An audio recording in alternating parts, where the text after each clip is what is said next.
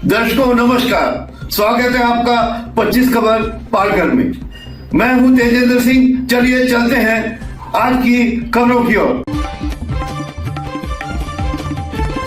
खबरें पूर्वांचल हिंदी समाचार पत्र के संरक्षक एवं प्रेरणा स्रोत मोहनलाल दुबे, वरिष्ठ समाजसेवी, जौनपुर, उत्तर प्रदेश के आशीर्वाद से भी राष्ट्रीय साप्ताहिक खबरें पूर्वांचल हिंदी समाचार पत्र के प्रकाशन यात्रा के 15 वर्ष पूर्ण होने तथा 16वें वर्ष की प्रकाशन यात्रा के शुभारंभ के अवसर पर गुरुवार 20 नवंबर 2025 को स्थापना दिवस समारोह आयोजित हुआ।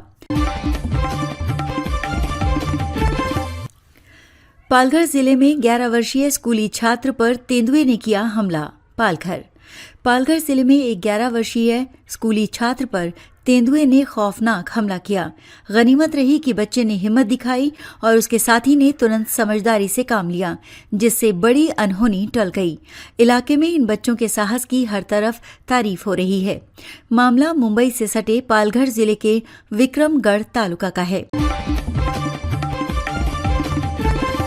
ब्रह्म कुमारीज राजयोग सेवा केंद्र बोईसर ने नशा मुक्त भारत अभियान के तहत पालघर में प्रेस कॉन्फ्रेंस आयोजित कर 22 नवंबर से 6 दिसंबर 2025 तक चलने वाले नशा मुक्त जन जागरूकता अभियान का शुभारंभ किया। कार्यक्रम में BK नम्रता दीदी, हीरल दीदी, अशोक भाई सहित कई सामाजिक संगठनों और उद्योग जगत के प्रतिनिधि मौजूद रहे। नम्रता दीदी ने बढ़ती नशाखोरी पर चिंता जताते हुए कहा कि कम उम्र में नशे का चलन गंभीर बीमारियों और मौत का बड़ा कारण बन रहा है। पालघर व ठाणे में खावड़ा ट्रांसमिशन परियोजना मुआवजा प्रक्रिया में तेजी, लाभार्थियों में संतोष। जिले में खावड़ा ट्रांसमिशन लिमिटेड द्वारा पालघर और ठाणे जिले में टॉवर स्थापना हेतु अधिग्रहित भूमि के मुआवजे की प्रक्रिया अब निर्णायक चरण में पहुंच गई है। पालघर जिले के औद्योगिक शहर बोईसर पश्चिम में स्थित शिक्षा के क्षेत्र में अग्रणी चिन्मया विद्यालय में शुक्रवार दिनांक 21 नवंबर 2025 को बैंकिंग जागरूकता हेतु एक विशेष कार्यशाला का आयोजन किया गया।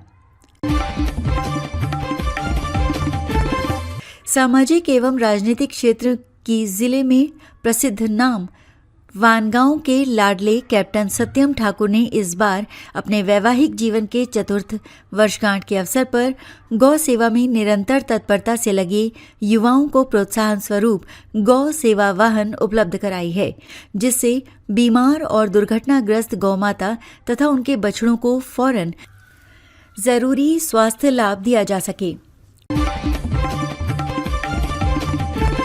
पालघर जिले के विशेष दौरे पर शनिवार 22 नवंबर को आए शिवसेना के मुख्य नेता और राज्य के उप मुख्यमंत्री एकनाथ शिंदे ने स्थानीय नगर निकाय चुनाव में शिवसेना समर्थित प्रत्याशियों और नगराध्यक्ष को भारी बहुमत से जिताने की जगह जगह मतदाताओं से अपील की।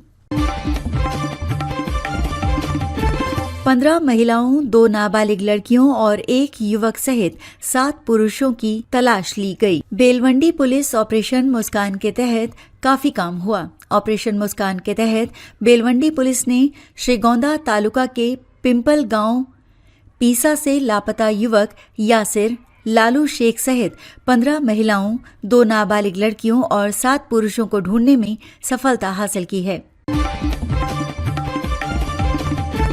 शुक्ला कंपाउंड पर तुरंत कोई कार्रवाई नहीं होनी चाहिए। लोकमत न्यूज नेटवर्क। उप मुख्यमंत्री एकनाथ शिंदे ने महानगर पालिका, पुलिस आयुक्त और SRA के मुख्य कार्यकारी अधिकारियों को आदेश दिया है कि जब तक मगठाणे स्थित शुक्ला कंपाउंड में नागरिकों पर हुए अत्याचारों के संबंध में बैठक नहीं हो जाती, तब तक कोई कार्रवाई न की जाए। मुंबई नगर निगम ने विधानसभा क्षेत्र के शुक्ला कंपाउंड के निवासियों के विरुद्ध दंडात्मक कार्रवाई की है और सभी नागरिकों को आवासीय भवनों के विरुद्ध दंडात्मक कार्रवाई करने के लिए नोटिस जारी किए हैं। इससे पूरे क्षेत्र में भय और तनाव का माहौल बन गया है। महाराष्ट्र के कल्याण स्थित आइडियल कॉलेज में छात्रों द्वारा नमाज पढ़ने को लेकर तनाव फैल गया। मामले में स्थानीय पुलिस और दक्षिणपंथी समूह भी इस मामले में शामिल हो गए। विवाद बढ़ता देख कॉलेज प्रशासन ने पुलिस बुला ली। हालांकि बिना किसी हिंसा की सूचना के स्थिति पर नियंत्रण पा लिया गया। महाराष्ट्र के उप मुख्यमंत्री अजित पवार ने पुणे जिले के मालेगांव में मतदाताओं से कहा है कि अगर वो उनकी पार्टी के उम्मीदवारों को चुनेंगे तो वो सुनिश्चित करेंगे कि शहर के लिए धन की कोई कमी न हो। पवार ने साथ ही कहा कि लेकिन यदि मतदाता उनके उम्मीदवारों को अस्वीकार करते हैं तो वो यानी पवार भी धन मुहैया नहीं कराएंगे।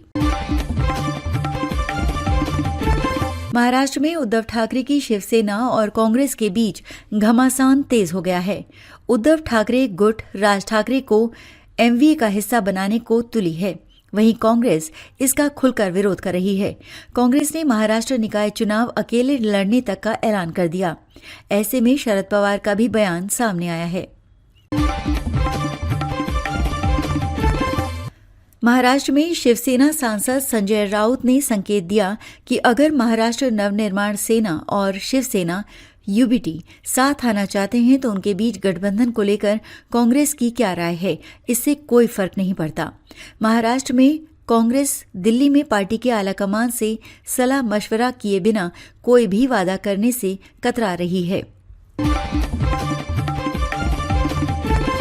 महाराष्ट्र के मुख्यमंत्री देवेंद्र फडणवीस ने दिल्ली में हुए कार धमाके को पाकिस्तान की ओर से अपनी मौजूदगी जताने की कोशिश बताया है। उन्होंने कहा कि पाकिस्तान जानता है कि वो सीधे मुकाबले में भारत को नहीं हरा सकता, इसलिए वो प्रॉक्सी वॉर का सहारा लेता है। महाराष्ट्र के कल्याण में भाषा विवाद को लेकर एक 19 साल के छात्र ने आत्महत्या कर ली। अर्णव खैरे की आत्महत्या से हड़कंप मच गया है। महाराष्ट्र के दोनों उप मुख्यमंत्री अजित पवार और एकनाथ शिंदे ने अर्णव के परिवार से फोन पर बातचीत की है। उद्धव ठाकरे और राज ठाकरे निशाने पर आ गए हैं। मुंबई के अंधेरी इलाके में केमिकल लीक को लेकर बड़ी खबर सामने आई है। इस घटना में एक व्यक्ति की मौत हो गई है और 3 लोगों को सांस की दिक्कत के चलते पास के अस्पताल में भर्ती कराया गया है। 3 लोगों का डॉक्टर इलाज कर रहे हैं। लीक हुआ केमिकल क्या था, ये अभी तक पता नहीं चल पाया है। महाराष्ट्र स्थानीय निकाय में सत्तारूढ़ बीजेपी को जलगांव जिले में जामनेर से बड़ी गुड न्यूज मिली है। साधना महाजन को यहां पर निर्विरोध मेयर चुन लिया गया है। नामांकन वापसी के अंतिम सभी 7 अन्य प्रत्याशियों ने पर्चा वापस ले लिया। इसके बाद चुनावी मुकाबले की गुंजाइश खत्म हो गई। महाराष्ट्र में स्थानीय निकाय के चुनावों की सरगर्मी के बीच सरकार ने उद्धव ठाकरे को बाल ठाकरे मेमोरियल ट्रस्ट का चेयरमैन बनाकर चौंका दिया था। ट्रस्ट की कमान संभालने के बाद उद्धव ठाकरे सक्रिय हो गए हैं। उन्होंने शिवाजी पार्क का दौरा किया और फिर बताया कि बाल ठाकरे राष्ट्रीय स्मारक का काम कब तक पूरा होगा।